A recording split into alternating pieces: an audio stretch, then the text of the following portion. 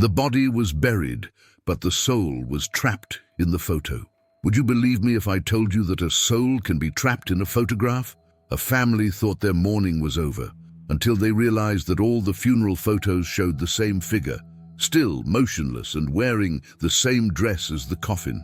At first, they thought it was a lighting error, a reflection, but they soon realized that the figure changed position in each image, as if it had walked among them. And most disturbingly, her smile in the photo seemed to grow bigger every night. Before the next candle goes out, subscribe no channel, like the video and leave it in the comments. Would I have the courage to look at this photo until the end? Brace yourself. What you're about to hear isn't just a story, it's a warning. The sky was overcast when Laura's body arrived at the small chapel. The flowers, still damp from the rain, gave off a sweet, almost suffocating scent. It was a cold Saturday, the kind when time seems to slow down to observe the pain of others. The young woman, just 22 years old, had died in a sudden accident with no witnesses, no explanation. The family, plunged into disbelief, tried to understand how someone so full of life could now be lying in a white coffin covered in lilies. The town photographer, a family friend, was called to capture the final goodbye. He hesitated. He felt it inappropriate to turn that moment into a keepsake, but he gave in to the mother's request, wanting to keep at least one image of her daughter's final encounter. With each click, the sound of the shutter seemed to cut through the silence of the chapel, echoing like a small, suppressed thunderclap. The photos showed devastated faces, hands clasped in silent prayer, and eyes fixed on the motionless body. Everything seemed normal until the next day, when the photographer began reviewing the images on his computer. It was then that he noticed, in all of them, without exception, there was a figure standing in the background. At first, she thought it was one of the guests, perhaps a distant cousin, but the more he watched, the more something bothered him. The figure was always in the same spot in the frame, even when the camera had changed angles, and the most disturbing detail, the dress. It was identical to the one Laura wore inside the coffin. The photographer felt a chill run down his spine. He tried to enlarge the image to get a better look at the face, but what he found was worse. The figure was staring directly into the camera lens with a neutral, almost defiant expression. He immediately shut down the computer, convinced that the figure's gaze was still watching him, even with the black screen. The next day, the family received the printed photos. The mother cried. The father remained silent, and the older brother noticed the same detail. The woman standing in the background, motionless but ever present. No one commented, perhaps for fear of admitting the obvious. That night, as the wake candles burned down, one of the frames holding Laura's portrait slowly toppled onto the chapel's empty coffin. No one noticed. Only the photographer outside swore he saw something impossible. For a split second, Laura's shadow, reflected in the coffin's glass, seemed to move on its own. And in that instant, the first portrait had been made, not just with the image of the body, but with something that no longer belonged to this world. On Sunday afternoon, when the photographer returned to adjust the lighting and correct skin tones, he realized something wasn't obeying the most basic rules of optics. He opened 3 files in parallel, a wide shot of the hallway, a close-up of the mother holding the rosary, a medium shot of the coffin beneath the flower arch. In all the images, the same female figure appeared in the background, first leaning against the wall, then against the window, finally behind the lily arrangement. The difference in position in each photo contradicted the timing of the shot. The camera's clock ticked off seconds. It was as if, between one click and the next, someone had walked silently, always stopping in the exact spot where the lens would find her. He zoomed in on the face. There wasn't enough clarity to trace expression lines, but the look was unmistakable. Straight into the camera, straight into him, as if he knew he was being watched. His skin crawled. Reflexively, he checked the EXIF. Date, time, lens, shutter speed, all impeccable. But one Detail disturbed him. The battery field showed 1% in 2 photos and 87% in the next. He remembered the moment the camera turned off for a second and then came back on its own. At the time, he'd thought it was a bad connection. Now, it seemed like something else. A power outage. She took the printouts to her family, trying to prepare the groundwork with euphemisms, reflection, overlap. Perhaps someone had passed by. Her mother looked once, twice, then drew back, her hand covering her mouth. A gasp stifled in the back of her throat. Her father, practical, brought his glasses closer to the paper, searching for the flaw, a paper ghost, a laboratory trick. But the more he examined, the more impossible it became to deny. The dress on the figure was the same as the daughter's in the coffin. Not similar, the same. The frayed hem, the ribbon at the cuff, even a small smear of makeup on the collar. On the table, the photographs were spread out like cards in a deck that only plays against its owner. Laura's brother ran a test. He aligned the images according to the room's perspective. If it were a reflection, the figure's positioning would follow the logic of the mirror, repeating angles and distances. It didn't. The figure occupied places where there were no reflective surfaces. In one of the paintings, it stood between 2 people talking, and neither of them seemed to notice it. The light, however, noticed. A subtle yellow shadow outlined its silhouette, as if the candles had been lit solely to outline it. It could be Aunt Inez's cousin, someone ventured, and the hypothesis fell apart seconds later when the aunt herself pointed to the dress. That's Laura's. I helped dress her. The silence then took hold. It was dense, rounded at the edges, a silence that felt like it was sitting at the table with them. The photographer ran his hands through his hair, unsure whether to gather the material or apologize for capturing it. That's when he noticed another anomaly. In one of the photos, the wall clock read 4:12 p.m. In another, taken a minute later, it read 4:09 p.m. Time in those images seemed to breathe backward. A cold draft passed through the hallway. The candles on the sideboard flickered, and the glass of the frame containing Laura's portrait creaked slightly, as if contracting. Her mother, in an automatic gesture, straightened the painting. On the surface for a second, a reflection shifted. Not her face, but another, a side profile. Feminine, her brother. Pale, asked to close the curtains. Her father opened the window, gasping for air. The scent of lilies, stronger, entered with the afternoon. That night, each of them took a convenient explanation back to their room. The photographer, however, stayed. He wanted to compare the copies with the originals, check the grain, measure the latitude of the light. The more he looked, the more he noticed a persistent detail. In all the photos, the figure was slightly turned 3/4, except in one. In this one, he was facing the lens head-on, his head very slightly tilted, as if to say, "I know you see me." He slammed the laptop shut. In the reflection of the blank screen, behind his own face, he swore he saw a clear outline. Still, in the same corner where Laura was no longer breathing, an anxious ticking sound rang out. It wasn't coming from the living room clock. It was his. As he gathered up the printouts, the last sheet slipped free and slid across the floor as if pulled. It came to rest, exactly at the foot of the piano. The photograph showed the chapel entrance, darkness in the distance, and there, emerging from the darkness, the familiar hem of the dress. In the early hours of the morning, the house phone rang with no number. No one answered. On the line, only the scratchy sound of film passing, as if a developing machine were trying, on its own, to pull the negative from the night. Before anyone could hang up, the sound was replaced by the rustle of fabric, the very soft sound of a hem brushing against the floor. The next day, the mother decided it was necessary to put the photo back in its place. She placed Laura's portrait on the piano, in a position of honor, and lit a thin candle beside it, as if its flame could bring order to the world. The photographer promised to delete the files, but he couldn't. Not out of malice, out of inability. He felt that if he deleted them, something would remain suspended, hurting the air.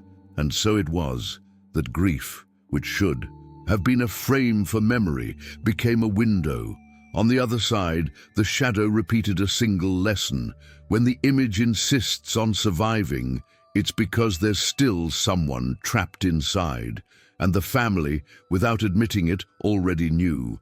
Denying it would only be inviting her to appear again, closer, clearer, more attentive. The following night, she would begin the denial and the return. Laura's mother, Donna Elvira, spent the night awake in the living room armchair, the rosary clasped between her fingers, her eyes fixed on the frame above the piano. She tried to convince herself it was coincidence, reflections, tricks of light, impressions of pain. Our head sees what our heart refuses, she repeated mentally, as if that were enough to silence her discomfort. But as the hours passed, the room seemed to contract around her. The clock's ticking sounded muffled, the shadows grew too long, and the scent of the now-dried flowers from the funeral still permeated the air. Around 3 in the morning, a crack echoed through the house, small but distinct. The framed portrait of Laura tilted forward a few millimeters and with an almost polite noise fell to the floor.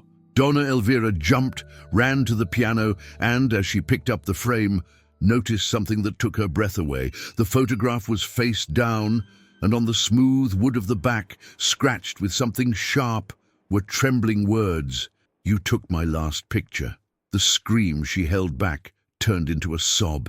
She ran to her husband's room, trying to explain, but the words wouldn't come. The man, exhausted from so many sleepless nights, replied that it was the work of the wind and went back to bed. But the wind doesn't write sentences, and certainly not in a human voice. The next morning the house felt colder. The sun streamed through the windows, but the light didn't warm. The photos spread out on the table, which had been collected by the photographer, now seemed to have a life of their own. Small distortions in the shadows, spots that weren't there before. Clara, Laura's younger sister, noticed it first. The gaze of the figure in the background seemed to have changed direction. Now he wasn't looking at the camera. He was looking at whoever was holding the photo. The following weeks were a parade of events that tested the family's sanity. The painting kept falling, always at the same time. The radio, old and dusty, would turn on by itself for a few seconds, transmitting only static. And one night, as Elvira passed through the living room, she heard something that froze her blood. A low, feminine voice saying behind her, "That wasn't my final portrait." She turned slowly.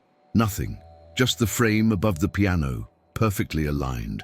But the glass, which had previously reflected the viewer's face, now revealed an outline, a motionless figure, wearing the same funeral dress, arms crossed, face featureless. The reflection moved a millisecond before her, as if commanding the gesture.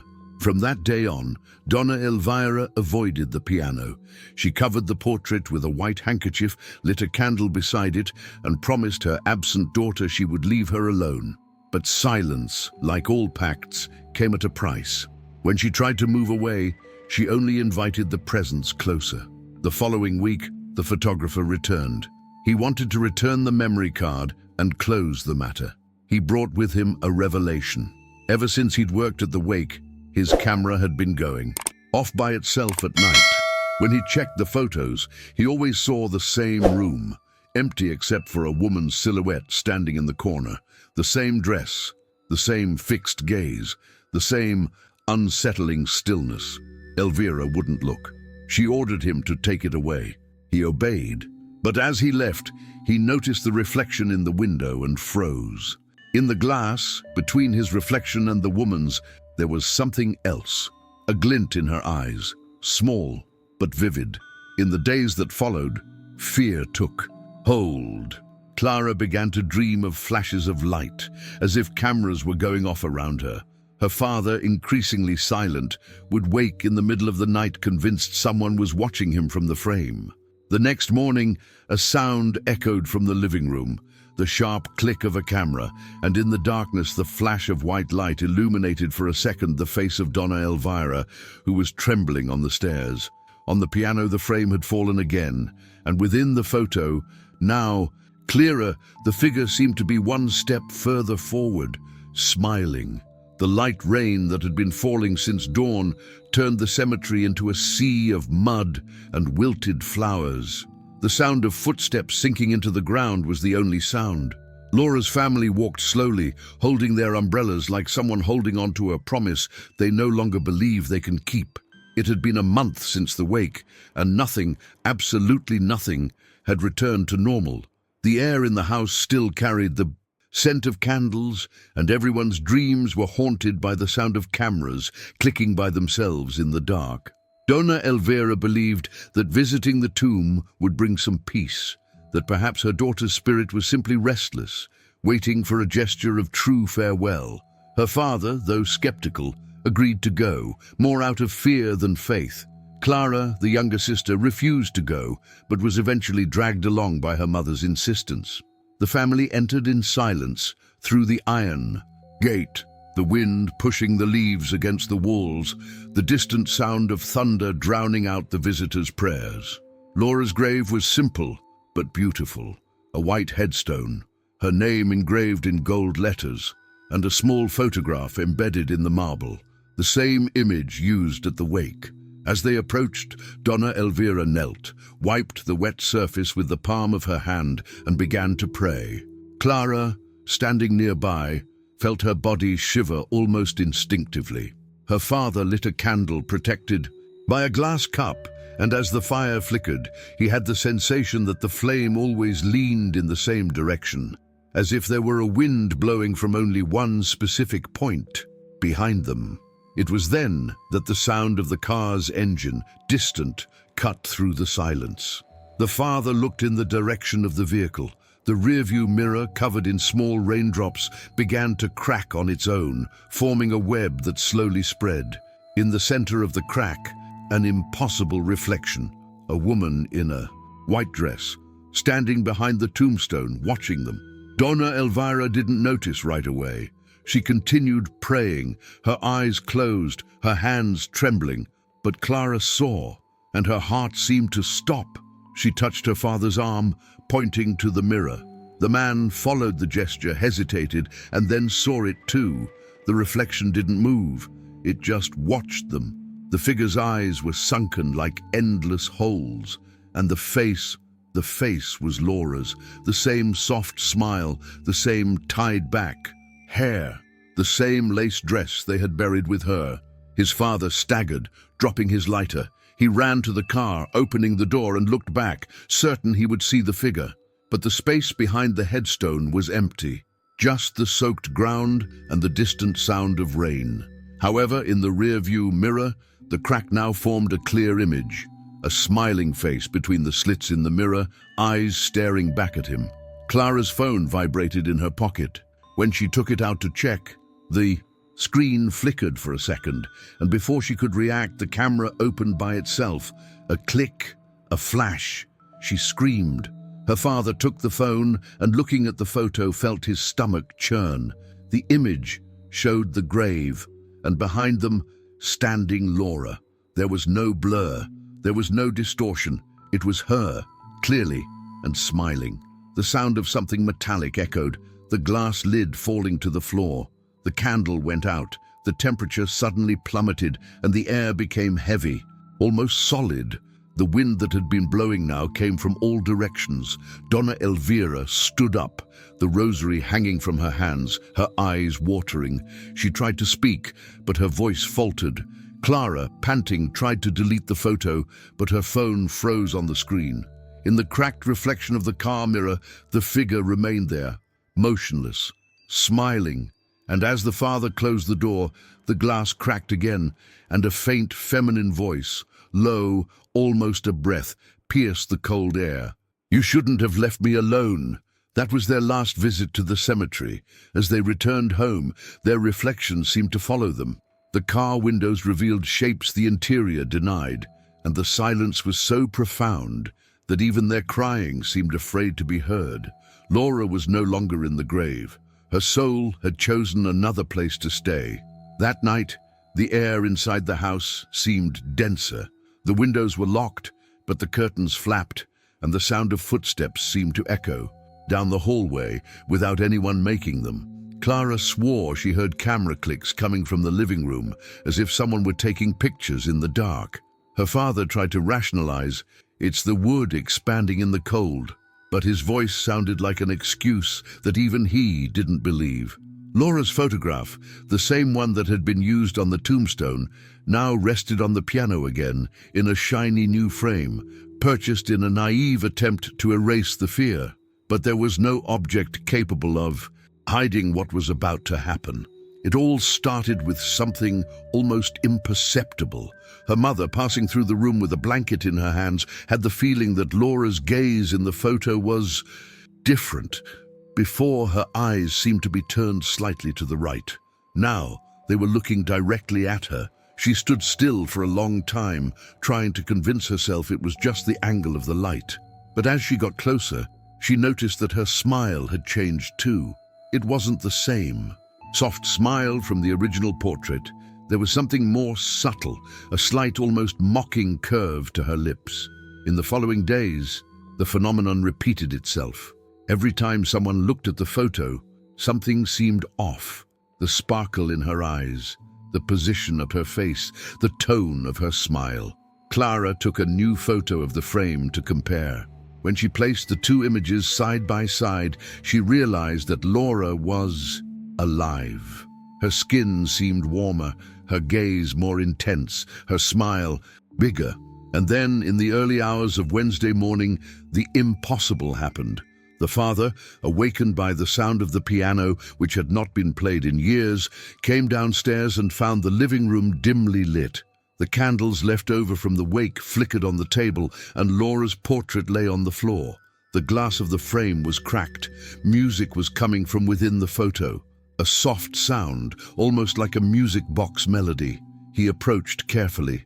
Laura's face in the image seemed to move slowly, the smile widening millimeter by millimeter. This is a hallucination, he thought. It's grief. But the sound continued. And when he bent down to pick up the frame, a wave of cold passed through him, as if he had plunged his hands into ice water. From the hallway, Clara watched. She saw her father lift the frame and stare at her in terror. The cracked glass reflected something that wasn't just in the picture anymore. Laura was behind it, a faint silhouette, breathing in the reflection. "Father," Clara murmured, but didn't have time to finish. The glass cracked and shattered, falling to the floor. The lights flickered, and the piano stopped. Everything was silent, except for the soft voice that came from the portrait. A voice of someone who no longer needed air to exist. "You photographed me, and now I see everything." Her father dropped the frame. The photograph, now loose, landed face up.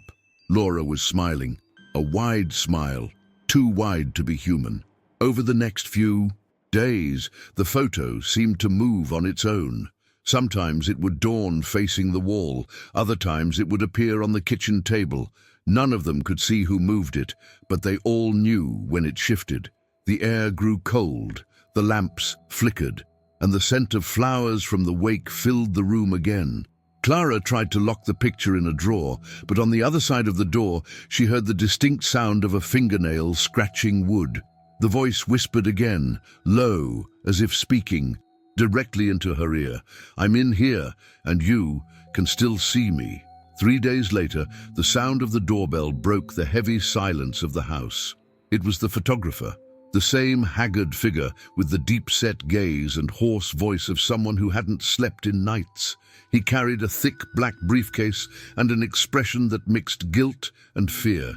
Donna Elvira hesitated to open it, but he insisted, "I need to show you something. It's important, and I can't keep this anymore." He entered, took off his rain-soaked hat, and looked around. The room seemed even darker than he remembered, and the portrait above the piano, now covered by a white cloth, seemed to breathe beneath the fabric. The air was cold and still. Clara curled up on the sofa, watched in silence. The photographer opened the folder with trembling hands. Inside were dozens of copies, some old, some recent, printed that very week. He spread them out on the table like cards from an oracle no one would dare interpret, and then he began to speak. Since the wake, the photos have kept appearing. Even though I didn't take any, the camera goes off by itself at night. When I wake up, there are new images on the card, and they all show the same place. This house. Donna Elvira froze. He pulled one of the photos forward. The image showed the hallway of the residence, the same one that led to Laura's room. Everything was perfectly clear. But in the corner of the image, a female figure with her back turned, wearing a white dress and her hair tied up, was climbing the stairs. The light from the lamp formed a golden halo around her, as if the photograph had captured not only the body, but also what the human eye was not meant to see. The moment a soul crosses a threshold. The father took a deep breath and tried to react. This is some kind of trick, reflection, double exposure, but the photographer interrupted him. I thought the same, until I revealed this. He pulled up the second photo. It showed the backyard. In the center, the clothesline swayed empty, and at the far end, the shadow of someone hung motionless, their feet inches from the ground. The image was clear, cruel, impossible to mistake. In the bottom corner, the automatic date stamp, taken at 3:17 in the morning, the same time when, according to the family, the piano played by itself. I can't sleep anymore, he confessed. Every time I close my eyes, I hear the flash and smell dead flowers. Yesterday, I tried to burn the photos, but one didn't burn. He took it from the bottom of the folder and placed it on the table. It was the same photograph as Laura's portrait, but something had changed. The previously neutral background now showed the living room. The same table, the same white cloth, the same photographer, and behind him Laura, standing. The silence was absolute. Clara stood up, backing away slowly. Donna Elvira covered her mouth with her hand, tears held back. Dad tried to take the photo, but before his fingers touched the paper, the image began to darken, slowly, as if a fire were burning from within. Laura's face was consumed, but her eyes remained intact for the longest time, as if watching their own disappearance. The photographer fell to his knees, crying. I tried to delete it. I swear I tried. But every time I destroy a copy, another one appears. Donna Elvira lifted the white cloth from the piano. The portrait was different. Laura's face was no longer smiling, and her eyes were looking down at the table, exactly where the photos were spread out. The flame of the candle beside it flickered. The darkened paper began to curl at the edges, giving off a scent of wax and ancient smoke. The fire rose on its own, licking the air. The other photographs shifted, pushed by a wind that came from nowhere. When everything faded, only one image remained on the table, a new photograph. It showed them all, father, mother, daughter, and the photographer, sitting exactly as they were now. And behind them, in the background of the frame, Laura, smiling tenderly. The photographer fled before dawn, but the next morning his father found his camera left on the gate, and inside it, a new file dated that same morning.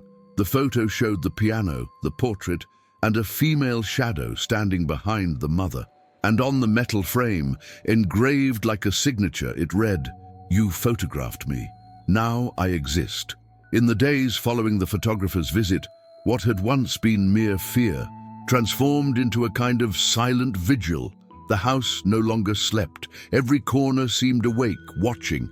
The windows vibrated with the wind, but the sound didn't come from outside. It came from within, as if the walls were breathing. The candles burned faster than usual, and the smell of wax mixed with the perfume of dead flowers now permeated everything. Clara was the first to notice. When she went down for breakfast, she found a stack of papers on the table. They hadn't been there the night before. They were photographs. New, bright, perfect, as if they'd just come out of an invisible printer. Each one showed a room in the house.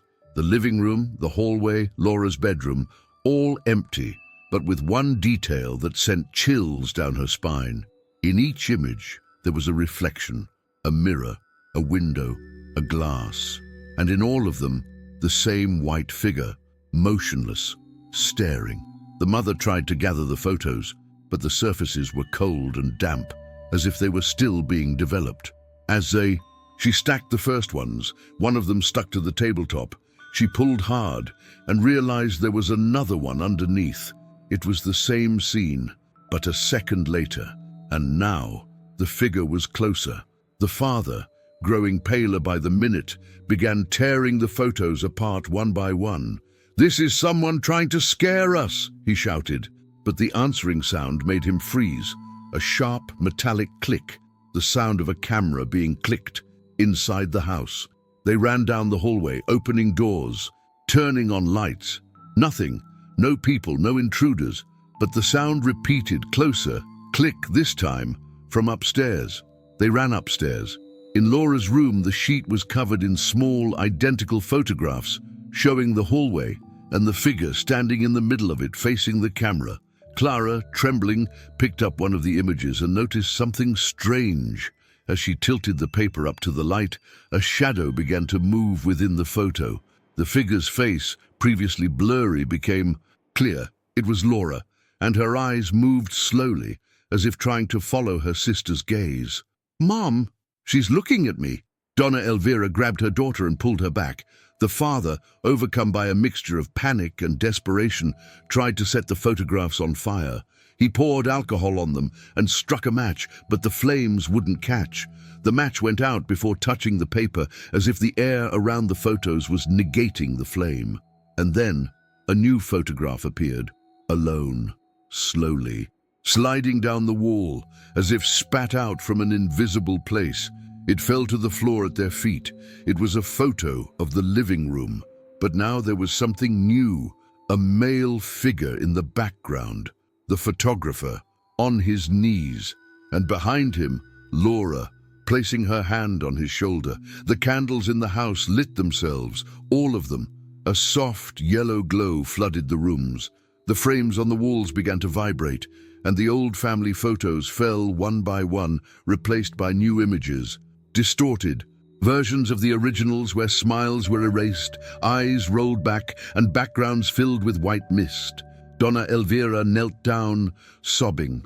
"Laura, daughter, what do you want from us?" The sound that came was the same as a shutter opening, slow, precise, and then a female voice echoing from all corners. "I want what you took, the last image." The light bulbs exploded. The house plunged into darkness, but in the darkness flashes of white light appeared, intermittent. Each flash showed a moment. The father covering his eyes, the mother screaming, Clara falling to her knees. And in the final flash, Laura, between them, smiling serenely, camera in hand. When the light went out completely, the house was completely silent. The next morning, the living room floor was covered in photographs. Each one showed the family sleeping in their rooms. And in all of them, in the background, the same figure with the white dress, looking straight at the one who once dared to steal his last image. The nights no longer had a beginning or an end inside that house. Time blurred between fear and the distant sound of clicking noises coming from nowhere. The candle flames, which had once served as a comfort, now seemed to cast shadows that moved of their own accord. Laura's portrait over the piano, the one that was never played again, had become the silent center of everything. And that early morning it decided to blink. Donna Elvira woke with a strange sensation that she was being watched. She sat up in bed, her heart racing, her eyes straining to pierce the darkness. Nothing, just the sound of the wind scratching at the window's cracks, but something about the silence seemed off. A low, almost inaudible sound came from the living room. Tick, tick, tick, the crack of the cracked glass in the frame. She walked slowly down the stairs, guided only by the flickering light of the candle she held. When she reached the piano, she saw the portrait. Laura's face seemed more alive. Her skin seemed to glow. Her eyes, previously dull, reflected the flame with a moist, almost human glow. She approached hesitantly and noticed her eyes were blinking, slowly, as if her eyelids were moving inside the paper. Terror immobilized Donna Elvira. The candle flame trembled in time with her heartbeat, and with each blink of the image, something in the house changed. A different sound, an object out of place, the wind suddenly ceasing. When Laura blinked, the real world readjusted. The first blink brought the scent of fresh flowers, even though there were none in the house. The second blew out all the candles at once. The third made the wall clock start to run backward, and the fourth, the photograph smiled.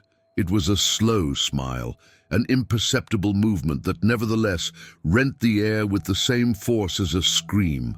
The smile wasn't human. It was of someone watching something happen and approving. His father appeared on the stairs, drawn by the noises. "What's going on?" he asked, but his voice sounded distant, as if coming from underwater. His mother simply pointed to the portrait. He approached, trying to keep his wits about him, but the air around the frame seemed to pulse, hot and cold at the same time.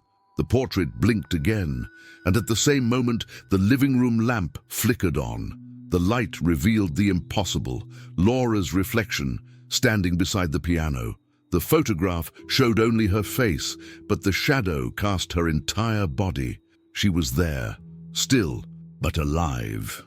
Clara, awakened by the screams, ran into the living room. She stopped in the doorway, pale. Laura's figure was reflected in the glass of the frame, but there was nothing in the real space. Even so, the floor where the shadow stepped was wet, clear marks of bare feet, as if someone had just stepped out of the rain.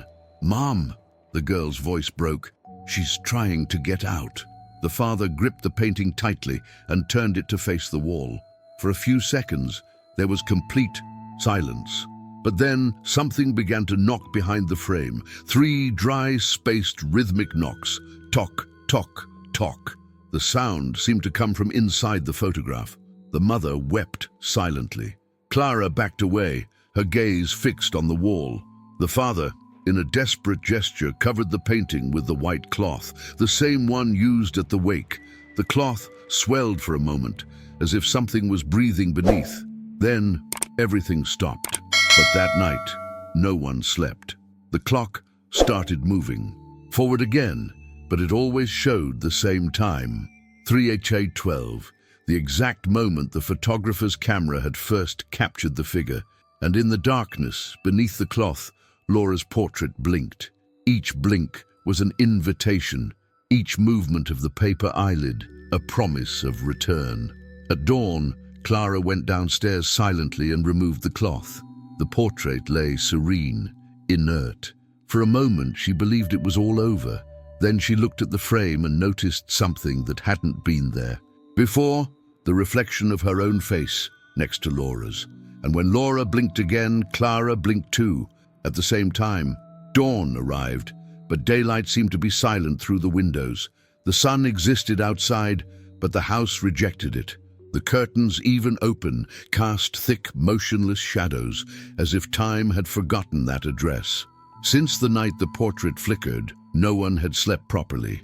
Every room was watched over by the sound of breathing that belonged to no one. And, in the background, always the same echo, the sound of the shutter click, repeating itself at random intervals, like a mechanical reminder of something that refused to die. That morning, Clara was the first to hear it. She was sitting in the kitchen, drinking cold coffee, when a whisper drifted down the hall. It wasn't wind, it was a voice, a familiar voice, yet distant, as if speaking from within a dream. "Clara." The girl froze. The sound came from the living room. The voice pronounced the name, slowly, dragging out the syllables like someone trying to remember an old song. She stood up hesitantly and took a few steps. With each step, the air grew heavier, more humid, colder. When she reached the piano, she saw the portrait. Laura was smiling, and this time the lips in the photo were moving. The voice was now clear. "Clara, I still remember you." Dread gripped the girl's body, but something in her, an ancient, almost loving curiosity, kept her from running away. "Laura," he whispered, his throat dry. And the portrait replied, without haste, "You left me alone." The candle on the piano lit by itself, and then, as if something had awakened, the portrait began to pulse, a slow, steady beat, like the heart of someone sleeping. The flame flickered in time. Donna Elvira ran down the stairs, hearing her daughter's call. When she entered the living room, she saw Clara kneeling, her eyes fixed on the frame. He tried to pull her away, but the girl's hands were glued to the edge of the picture, literally glued, as if her skin had fused to the glass. Laura, inside the photograph, looked at them both, her smile widening with almost cruel pleasure. The mother screamed her daughter's name, and in response, the portrait whispered back, this time using a different voice. "Elvira." The woman recoiled. No one called her name that anymore, only Laura, when she was a child. It was impossible, and yet undeniable. Her voice rang with the old tenderness, but mixed with something new, cold and possessive. "You blew out the last candle, Mom, and now I'm left in the dark." His father entered soon after, alarmed by the screams. The entire house shook, the pictures hanging on the walls swayed, and the air seemed to vibrate with overlapping voices, whispers coming from within the frames. He tried to pry the portrait from the piano, but as he touched it, a violent shock shot through him, knocking him to the ground. From the floor, he saw something that made him scream. His own reflection in the glass had disappeared. Laura in the picture blinked again, and he spoke. "Good." The candles went out simultaneously. Darkness swallowed everything. Only the portrait remained illuminated, the light seeming to come from within the photograph. Previously diffuse voices began to organize themselves. Each one called a different name, the names of everyone in the house. First Clara, then Elvira, and finally the photographer, whose camera, placed on the piano, began to tremble. The shutter went off by itself. Click! The newly taken photo slipped out of the viewfinder and fell to the floor. The father, with trembling hands, picked it up. In the image, the room was visible. Laura's portrait, shining like a window, and from within it, a hand reaching out, a pale hand with slender fingers touching the air. The glass in the frame began to crack, splitting in the center. The voices grew louder. "Clara, Mommy, text. I'm still here." Donna Elvira, overcome with terror, tried to pray. But the prayer came out inverted, the words jumbled, as if her tongue no longer knew the path of faith. Laura's voice whispered, sweet and cruel, "Words are no use. Only the image captivates me." The portrait vibrated once more, the glass finally shattered, and a freezing wind swept through the house, extinguishing the rest of the flame. The white cloth flew off the frame and landed on the floor, and the silence returned, dense, absolute. But the father noticed something. On the floor, where the cloth had fallen, was a new photograph. The three of them, mother, father, and daughter, sleeping on the couch together, and behind them, Laura, standing, smiling, a hand resting on her mother's shoulder. At the bottom of the photo, written in dark letters, a sentence, "Now that I know your names, I can go back." That night the sky seemed to be gone. The clouds had closed like a lid over the world, and the house was plunged into an almost living silence, a silence that breathed with them. The candles burned with short, twisted flames, and the wall clock, which for days had always read 3:12, had simply stopped. Clara, her mother, and her father were gathered in the living room, sitting around the piano, as if waiting were the only thing left for them. On the piano hung Laura's portrait, now unglassed, unframed, just the photo framed by the darkness itself. The surface of the image seemed to pulse, as if the paper were alive. Each beat was a murmur, each flash a breath. Suddenly, the air grew so cold that their breath came out in mist. Her father tried to light another candle, but the match went out on its own. Clara clutched the rosary so tightly that her fingers began to bleed. And then, from deep within the house, the sound, the click of the camera, just once, and the white flash crossed the corridor. When the light went out, Laura's portrait was no longer on the piano. It was on the floor in the center of the room, face up, and the image had changed. It now showed the interior of the house itself. The three of them sat exactly as they were, but in the corner of the photo, a figure began to emerge. His father stood, approached cautiously, and noticed that the figure grew larger as he looked. It was as if the image reacted to his gaze. The more he looked, the clearer it became. First, the outline of a dress, then the hair, and finally, the face.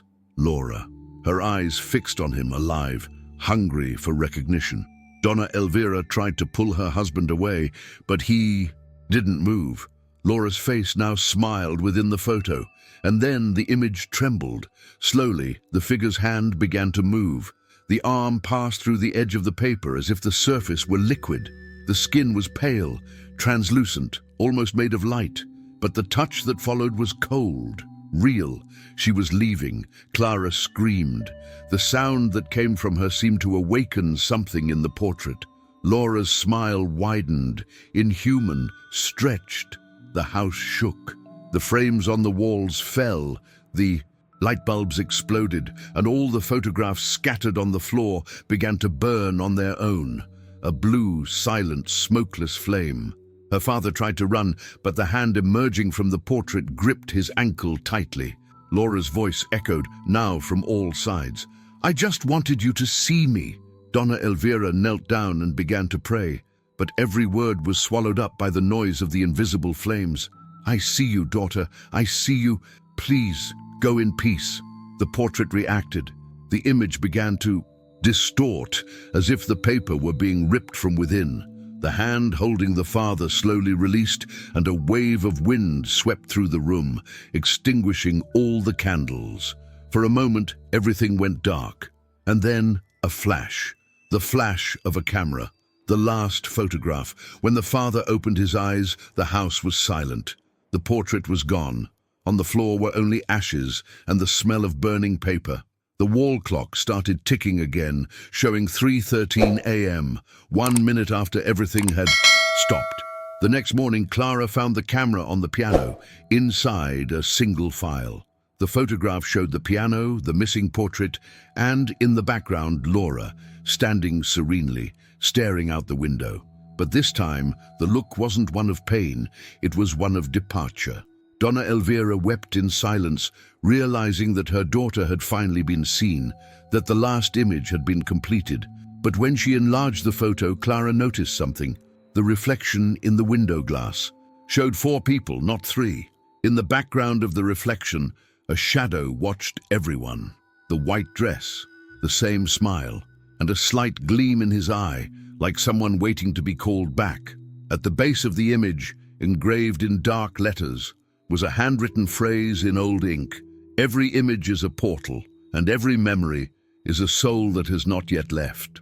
Thus ends the story, or perhaps just the cycle of photography. Because they say on certain nights when someone stares at a portrait, for too long, the portrait stares back.